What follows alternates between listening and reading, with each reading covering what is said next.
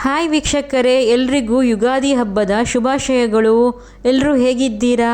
Hope ಎಲ್ಲರೂ ಚೆನ್ನಾಗಿದ್ದೀರಾ ಅಂತ. ನಾನು ಯುಗಾದಿ ಹಬ್ಬನ ತುಂಬ ಸಿಂಪಲ್ಲಾಗಿ ಚೆನ್ನಾಗಿ ಮಾಡಿದೆ. ನಾನು ಹಬ್ಬಕ್ಕಾಗಿ ಹೋಳಿಗೆ ಮಾಡಿದೆ. ಅದರ ರೆಸಿಪಿನ ಇವತ್ತು ತೋರಿಸ್ತಾ ಇದ್ದೀನಿ. ಹೋಳಿಗೆ ಅಂದರೆ ಯಾರಿಗೆ ಇಷ್ಟ ಇಲ್ಲ, ಆದರೆ ಮಾಡೋದು ಮಾತ್ರ ಸ್ವಲ್ಪ ಕಷ್ಟ. ಬಟ್ ನಾನು ಒಂದು ಸರಳ ವಿಧಾನ ತೋರಿಸ್ತಾ ಇದ್ದೀನಿ. 1 ಕಪ್ಪಲ್ಲಿ ನಾನು ಕಡಲೆಬೇಳೆ ತೊಗೊಂಡಿದ್ದೀನಿ. ಇದಕ್ಕೆ ಇವಾಗ 4 ಕಪ್ಪು ಇದೇ ಲೋಟದಲ್ಲಿ ನೀರು ಹಾಕೋತಾ ಇದ್ದೀನಿ. ಈಗ ಇದನ್ನು ಕುಕ್ಕರ್ಲಿಟ್ಟು 6 ವಿಷಲ್ ತಕ್ಕೊಳ್ಳೋಣ.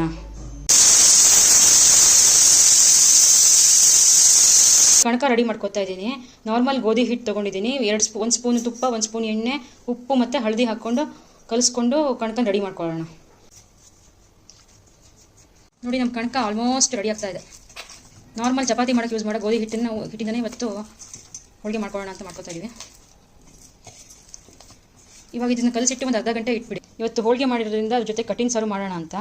ಇಂಗ್ರೀಡಿಯೆಂಟ್ಸ್ ಏನು ಅಂತಂದರೆ 1 ಸ್ಮಾಲ್ ಗಡ್ಡೆ ಬೆಳ್ಳುಳ್ಳಿ, 1 ಇಂಚು ಶುಂಠಿ, 1.5 ಅಥವಾ 2 ಟೀ ಸ್ಪೂನು ಜೀರಿಗೆ, 10 ಮೆಣಸಿನಕಾಳು, ಒಂದು ಅರ್ಧ ಟೀ ಸ್ಪೂನು ಮೆಂತ್ಯ, ಒಂದು ಮೀಡಿಯಮ್ ಸೈಜ್ ಗಾತ್ರದ ಹುಣಸೆ ಹಣ್ಣು, ಹಾಗೂ ಇಷ್ಟು ಕೊಬ್ಬರಿ. ಕಡಿಮೆ ತೊಗೋಬೇಕು, ಕಟ್ಟಿಂಗ್ ಸಾರು ತುಂಬ ಕೊಬ್ಬರಿ ತೊಗೋಬೇಡಿ. ಆಮೇಲೆ 2 ಲವಂಗ, ಒಂದು ಸಿಪ್ಪೆ, ಇದು ಏಲಕ್ಕಿ ಸಿಪ್ಪೆಗಳು 1-2 ಕಾರಣ. ನೋಡಿ, ಕೊಬ್ಬರಿ ಹಾಕ್ಕೊಂಡೆ, ಹಾಗೂ ಈ ಶುಂಠಿನ ಹಾಕ್ಕೊಂಡೆ. ಇದು ಒಗ್ಗರಣೆಗೆ ಯೂಸ್ ಮಾಡ್ತೀನಿ. ನೀರು ಹಾಕಿದ್ದೀನಿ ಹುಣಸೆ ಹಣ್ಣಿಗೆ. ಇದರ ಪಲ್ಪನ್ನು ಸಾರಿಗೆ ಹಾಕೋಣ. ಆಮೇಲೆ ಇವಾಗ ಈ ಸಣ್ಣ ಮಸಾಲೆ ಪದಾರ್ಥಗಳನ್ನೆಲ್ಲ ಸ್ವಲ್ಪ ಲೈಟಾಗಿ ಹುರ್ಕೋಬೇಕು.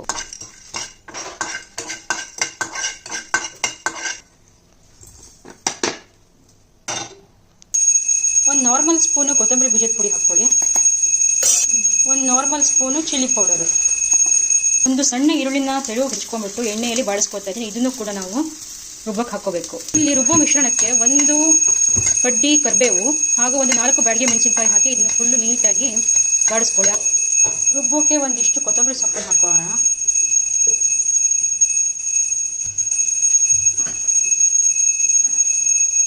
ಮಿಶ್ರಣನ ಫಸ್ಟು ಆರಿಸ್ಕೊಂಡು ಆಮೇಲೆ ರುಬ್ಕೊಳ್ಳಿ, ಇಲ್ಲಾಂದರೆ ಕ್ಯಾಪ್ ಎಲ್ಲ ಎದ್ದು ಬಂದ್ಬಿಡುತ್ತೆ. ನಾವು ತಕ್ಕೊಂಡಿದ್ದೀವಿ ಇದು ಕುಕ್ಕರಿಂದ. ಸೊ ಇವಾಗ ಇದಕ್ಕೆ ನಾವು ಬೆಲ್ಲ ಆ್ಯಡ್ ಮಾಡ್ತಾ ಇದ್ದೀವಿ. ಬೆಲ್ಲ ನಾನು 1 ಲೋಟಕ್ಕೆ 1 ಲೋಟ ಬೇಳೆಗೆ 1 ಲೋಟ ಬೆಲ್ಲ ತೊಗೊಂಡಿದ್ದೀನಿ. ಕಡಲೆ ಬೇಳೆ ಬೆಂದಿದ್ದನ್ನು ತೆಗೆದ ತಕ್ಷಣ ನೀರೆಲ್ಲ ಬಸ್ಕೊಳ್ಳಿ. ಇದನ್ನೇ ನಾವು ಕಟ್ಟಿನ ಸಾರಿಗೆ ಯೂಸ್ ಮಾಡ್ತೀವಿ. ಸಿಮ್ಮಲ್ಲಿ ಬೆಲ್ಲ ಕರಗೋ ತನಕ ಇದನ್ನು ಕೈ ಆಡಿಸ್ತಾ ಇರಿ. ನೋಡಿ, ಈ ಬೆಲ್ಲ ಸೇರಿಸಿದ ಮೇಲೆ ಕಡಲೆ ಬೇಳೆಗೆ ಸಿಮ್ಮಲ್ಲಿ ಒಂದು 5 ನಿಮಿಷ ಅಲ್ಲಾಡಿಸ್ತಾ ಇದ್ರೆ ಬೆಲ್ಲ ಫುಲ್ಲು ಕರಗಿ ಹೀಗಾಗಿದೆ ನೋಡಿ. ಬಿಸಿಯಾದ ಕಡಲೆಬೇಳೆ ಹಾಗೂ ಬೆಲ್ಲದ ಮಿಶ್ರಣನ ಆರಕ್ಕೆ ಹಾಕ್ಕೊಳ್ಳೋಣ. ಎಲ್ಲ ಮಿಶ್ರಣ ತಣ್ಣಗಾಗಿದೆ. ಇವಾಗ ಇದನ್ನ ಮಿಕ್ಸಿಗೆ ಹಾಕಿ ರುಬ್ಕೊಳ್ಳೋಣ. ಇದು ನಮ್ಮ ಹೂರಣ ನೋಡಿ ಎಷ್ಟು ಚೆನ್ನಾಗಿದೆ. ಒಗ್ಗರಣೆಗೆ ಬೆಳ್ಳುಳ್ಳಿ ಜಜ್ಕೋತಾ ಇದ್ದೀನಿ. ಈಗ ಕಟ್ಟಿಂಗ್ ಸಾರು ಮಾಡೋಣ. ಪಾತ್ರೆಗೆ 2ರಿಂದ 3 ಟೀ ಸ್ಪೂನು ಒಳ್ಳೆಣ್ಣೆ ಹಾಕ್ಕೊಂಡು 1 ಟೀ ಸ್ಪೂನು ಸಾಸಿವೆನ ಸಿಡಿಸ್ಕೊತಾ ಇದ್ದೀನಿ. 1 ಅಥವಾ 2 ಕಡ್ಡಿ ಕರಿಬೇವು ಹಾಕ್ಕೊಳ್ಳೋಣ. ಜಜ್ಜಿರೋ ಬೆಳ್ಳುಳ್ಳಿಯನ್ನು ಒಗ್ಗರಣೆ ಹಾಕ್ಕೊಳ್ಳೋಣ.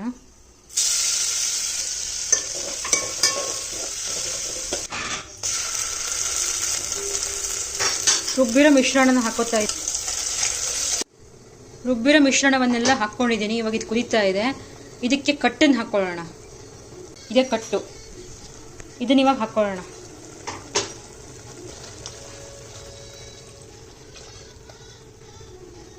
ಒಂದು ಟೇಬಲ್ ಸ್ಪೂನು ಹೂರಣ ಹಾಕೋತಾ ಇದ್ದೀನಿ.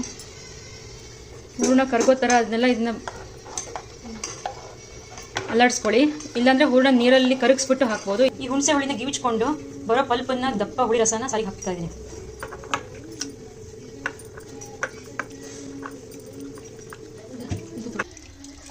ಈಗ ಹುಣಸೆ ಹುಳಿನ ನಾವು ಸಾರಿಗೆ ಹಾಕೋತಾ ಇದ್ದೀವಿ. ಇದು ಕಟ್ಟಿನ ಸಾರಾಗಿರೋದ್ರಿಂದ ಇದು ರುಚಿಗೆ ತಕ್ಕಷ್ಟು ಹುಣಸೆ ಅಂತ ಹೇಳ್ಬೋದು. ನಾವು ಒಂದು ಮೀಡಿಯಂ ಸೈಜ್ ನಿಂಬೆ ಹಣ್ಣಿನ ತೊಗೊಂಡಿದ್ದೀವಿ. ಫುಲ್ ಹಾಕೊಳ್ಳೋದ್ರೆ ಹಾಕ್ಕೊಳ್ಳಿ, ಇಲ್ಲಾಂದರೆ ದಪ್ಪ ಪಲ್ಪ್ ಹಾಕ್ಕೊಂಡು ಹುಣಸೆ ಹುಳಿ ಉಳಿಸ್ಬಿಡಿ. ಈ ಸಾರಿಗೆ ಒಂದು ಇಷ್ಟು ಉಪ್ಪು ಬೇಕಾಗುತ್ತೆ. ಹಳದಿ 1 ಸ್ಮಾಲ್ ಟೀ ಸ್ಪೂನ್. ನೋಡಿ, ನಮ್ಮ ರುಚಿಯಾದ ಹೋಳಿಗೆ ಕಟ್ಟಿನ ಸಾರು ಎಷ್ಟು ಚೆನ್ನಾಗಿ ಕುದೀತಾ ಇದೆ. ಅನ್ನದ ಜೊತೆ ತುಂಬಾ ಚೆನ್ನಾಗಿರುತ್ತೆ ಈ ಕಟ್ಟಿನ ಸಾರು. ಯಾವಾಗಲೂ ಹೋಳಿಗೆ ಮಾಡಿದಾಗ ಕಟ್ಟಿನ ಸಾರೇ ಮಾಡ್ತೀವಿ. 2 ಕುದಿನ ತೆಗೆದು ಜೋರು ಉರಿಯಲ್ಲೇ ತೆಗೆದು ಆಫ್ ಮಾಡಿದ್ರೆ ಇದಾಯಿತು.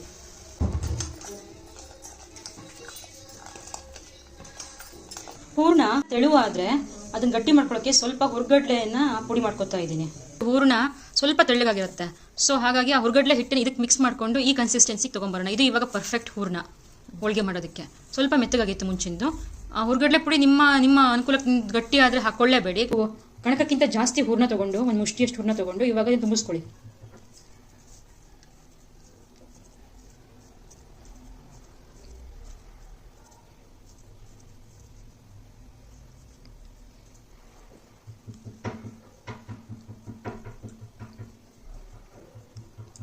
ಹೀಗೆ ಮುಚ್ಕೊಂಡ್ಬಿಟ್ಟು ಇವಾಗ ಇದನ್ನು ಸ್ವಲ್ಪ ಕೈಯಲ್ಲೇ ರೋಲ್ ಮಾಡಿ ಅಮುಕ್ರಿ.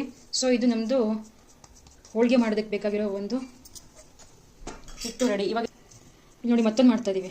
ಸ್ವಲ್ಪ ಅಗಲ ಮಾಡ್ಕೊಳ್ಳೋದು ಹಿಟ್ಟನ್ನು, ಹೂರ್ಣನ ಈ ಥರ ಅದು ಪೂರಿನ ಸ್ವಲ್ಪ ಕಣಕನ ಅಗಲ ಮಾಡ್ಕೊತ ಬಟ್ಲು ಮಾಡ್ಕೊಂಡ್ಬಿಟ್ಟು ಕೈಯಲ್ಲಿ ಈ ಥರ ಬಾಯಿ ಮುಚ್ಚೋದು.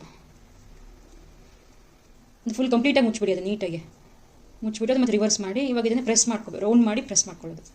ಸೊ ನೋಡಿ ನಮ್ಮ ಹೂರಣ ತುಂಬಿರೋ ಹಿಟ್ಟಿನ ಉಂಡೆ ರೆಡಿಯಾಗಿದೆ.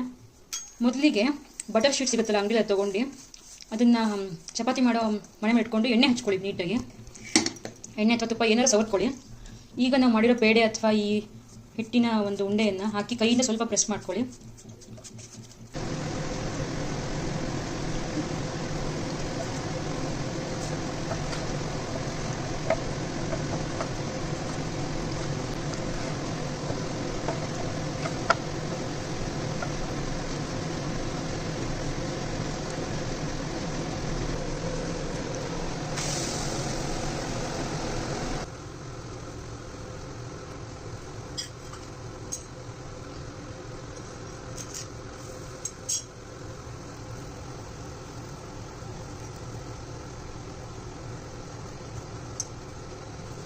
ನಿಧಾನಕ್ಕೆ ಬೇಯಿಸ್ಕೊಂಡ್ರೆ ನೋಡಿ ಎಷ್ಟು ಚೆನ್ನಾಗಿ ಉಬ್ತಾ ಇದೆ.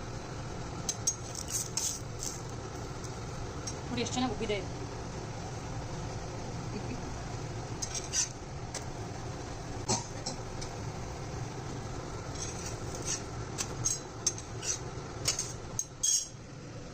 ಇದಕ್ಕೆ ಇವಾಗ ತುಪ್ಪ ಹಾಕೊಂಡು ತಿನ್ಬೋದು. ಈ ಥರ ಡಾರ್ಕ್ ಸ್ಪಾಟ್ಸ್ ಬರಬೇಕು, ಅಲ್ಲಿ ತನಕ ಬೇಯಿಸ್ಕೋಬೇಕಷ್ಟೇ.